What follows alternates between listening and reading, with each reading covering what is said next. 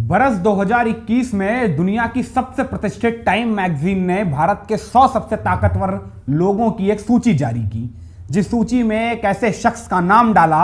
जो शख्स न देश का प्रधानमंत्री था, न किसी सूबे का मुख्यमंत्री था, न किसी अदनी सी सरकार का मंत्री था, सांसद विधायक छोड़ दीजिए, वो शख्स गली का सभासद तक नहीं था।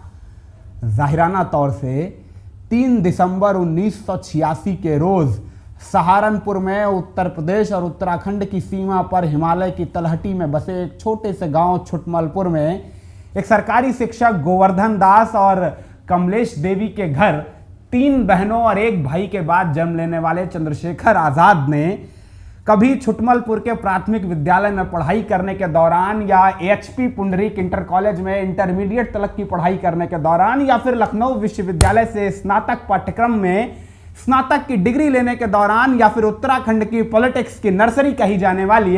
डीएवी कॉलेज से लॉ की पढ़ाई करने के दौरान ही कभी ख्वाबों में कल्पना की होगी कि वो गुमनामी के इस गर्त से शोहरत के इस शिखर तलक की ये यात्रा महज 6 सालों में पूरी कर लेंगे। चूंकि कहने को तो बरस 2011-12 में चंद्रशेखर को डीएवी कॉलेज में लॉ की पढ़ाई के दौरान लग गया था सियासत का चस्का, मगर असल मायने में तो सियासत की ओर पहला सुसंगठनिक और सुव्यवस्थित कदम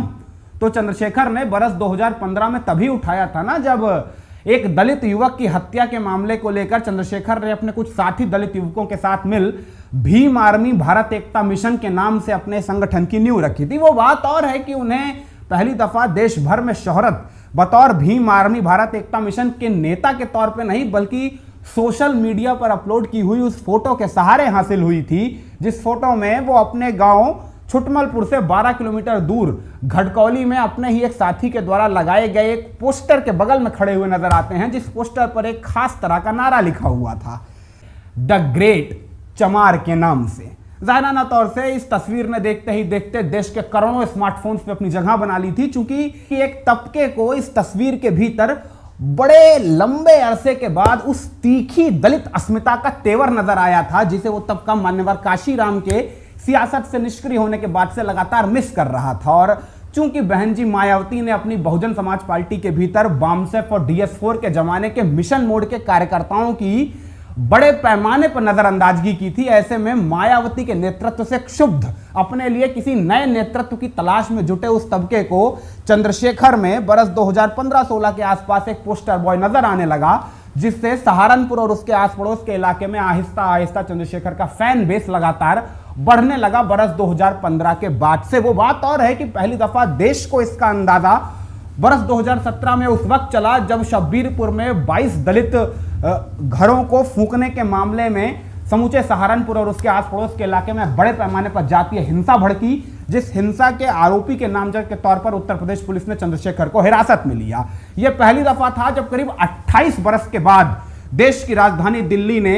नीली टोपी लगाए दलितों की सांगठनिक ताकत बड़े पैमाने पर देखी थी, वो भी बिना बहन जी के नाम या उनकी पार्टी के बिल्ले के। करीब 40,000 से भी ज्यादा कार्यकर्ता चेहरे पर चंद्रशेखर आजाद के चेहरे का मास्क लगाए हुए दिल्ली की सड़कों पर प्रदर्शन कर रहे थे चंद्रशेखर की गिरफ्तारी के बाद। और चूंकि जाहिराना तौर से प्रदर्शन दिल्ली में हो रहा था, इसीलिए देश की मीडिया ने इस प्रदर्शन को बड़े पैमाने पर उठाया। सैकड़ों घंटे टीवी पर चंद्रशेखर के नाम पर डिबेट चली, चंद्रशेखर के दलित विमर्श को लेकर बातें की गई, जिससे बरस 2017 के शुरुआती महीनों से ही चंद्रशेखर देश के बड़े पैमाने पर आम लोगों तक पहुंचने लगे बाया टीवी। और फिर तो जब इसके बाद चंद्रशेखर को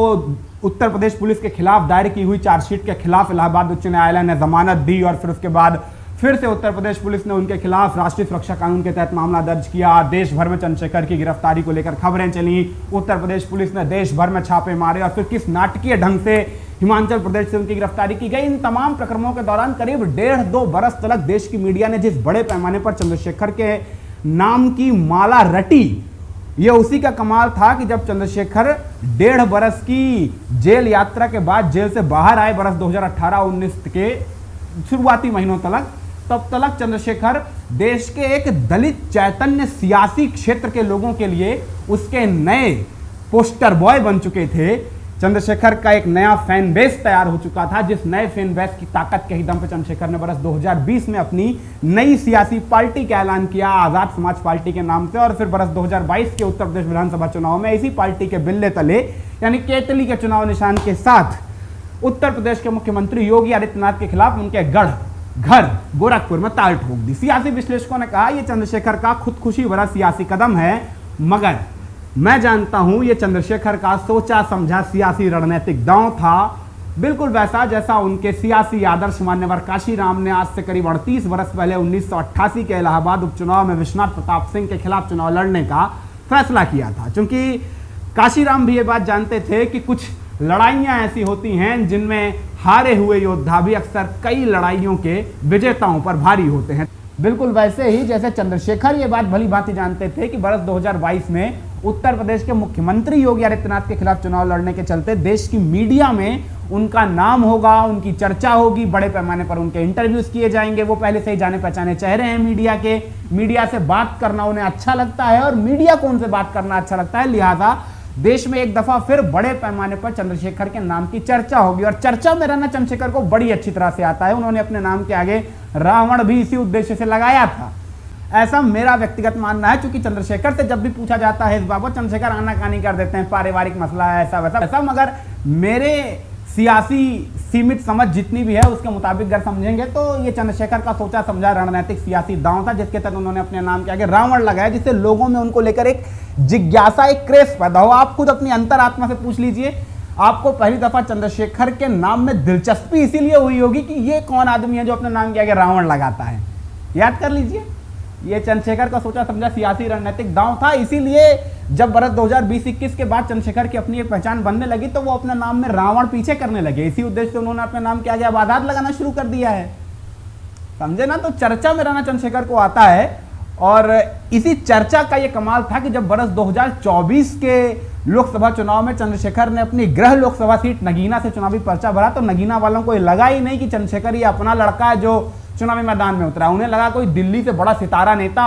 फलक पे उतरा है उनके लिए चुनाव लड़ने के लिए। इसीलिए नगीना की जनता ने छप्पर फाड़ वोट नवाजे चंद्रशेखर को। चंद्रशेखर करीब 1,51,000 वोटों से चुनाव जीतकर देश की संसद पहुंच गए और इसके बाद तो जाहिराना तौर से सांसद बनने के बाद चंद्रशेखर का सम्मान भी बढ़ा, सियासी किरदारों से संवाद भी बढ़ा और संसाधन भी बढ़े। जिन तीनों सा के सहारे चंद्रशेखर की आजाद समाज पार्टी को नए सिरे से संजीवनी मिली, जिस संजीवनी का ये कमाल है कि आज वर्ष 2026 में चंद्रशेखर वर्ष 2027 के उत्तर प्रदेश विधानसभा चुनावों के हवाले से उत्तर प्रदेश में बनने वाले तमाम सियासी गठबंधनों से बार्गेनिंग की हैसियत में है। अब देखना दिलचस्प होगा कि वर्ष 2027 के उत्तर प्रदेश विधानसभा चुनाव में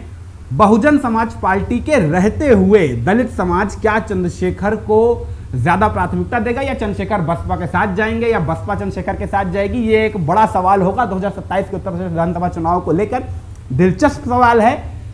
आपका इस बारे में क्या कहना है और आपके हिसाब से चंद्रशेखर के लिए क्या बेहतर फैसला हो सकता है, बसपा के साथ जाना या बसपा के लिए बेहतर होगा चंद्रशेखर को अपने साथ मिलाना?